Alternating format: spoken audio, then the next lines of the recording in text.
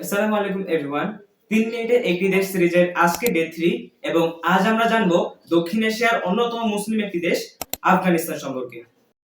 দক্ষিণ এশিয়া ও মধ্য এশিয়ার সংযোগস্থলে অবস্থিত দেশ আফগানিস্তান, যা তার ইতিহাস, পার্বত্য ভূপ্রকৃতি এবং সাহসী মানুষদের জন্য বিশ্বজুড়ে পরিচিত। আফগানিস্তান একটি ভূ-আবদ্ধ অর্থাৎ ল্যান্ড-লকেড দেশ, যার রাজধানী কাবুল, যা পূর্বের প্যারিস নামে বিখ্যাত ছিল।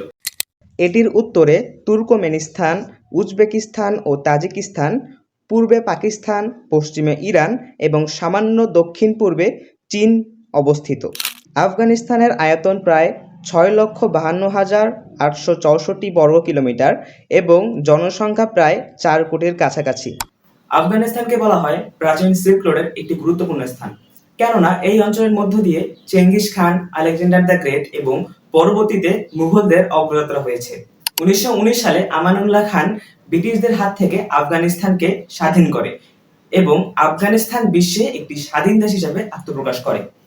তবে দুঃখজনকভাবে দেশটির শেষ 40 বছর কেটেছে যুদ্ধ এবং অস্থিরতায়। তবে এর প্রকৃত সংকট শুরু হয় 1989 সালে সোভিয়েত আগ্রাসন গৃহযুদ্ধের মধ্য দিয়ে।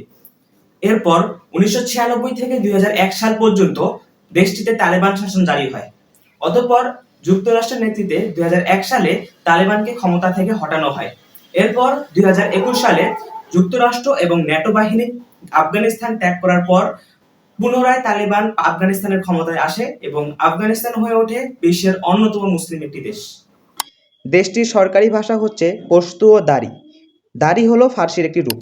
এছাড়াও উজবেক, তাজিক, হাজারা ও বেলুচ জনগোষ্ঠীর নিজস্ব ভাষাও প্রচলিত।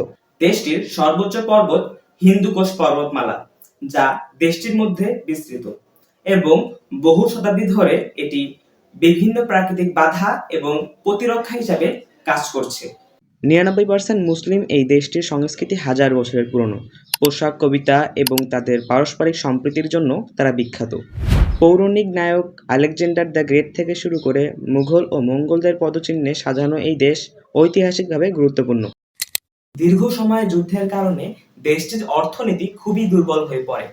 দেশটির মূল কৃষিপণ্য হলো গম, আটা, চাল এবং কুখ্যাত আফিম। এছাড়া পাহাড়ে থাকা খনিজ সম্পদ লিথিয়াম, গোল্ড, সিলভার দেশটির ভবিষ্যতের সম্ভাবনা।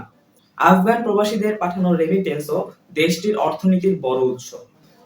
ভিডিওটি যদি ভালো লেগে থাকে তাহলে লাইক, কমেন্ট, শেয়ার করবেন এবং পরবর্তীতে কোন দেশ সম্পর্কে জানতে চান তা অবশ্যই কমেন্টে জানাবেন।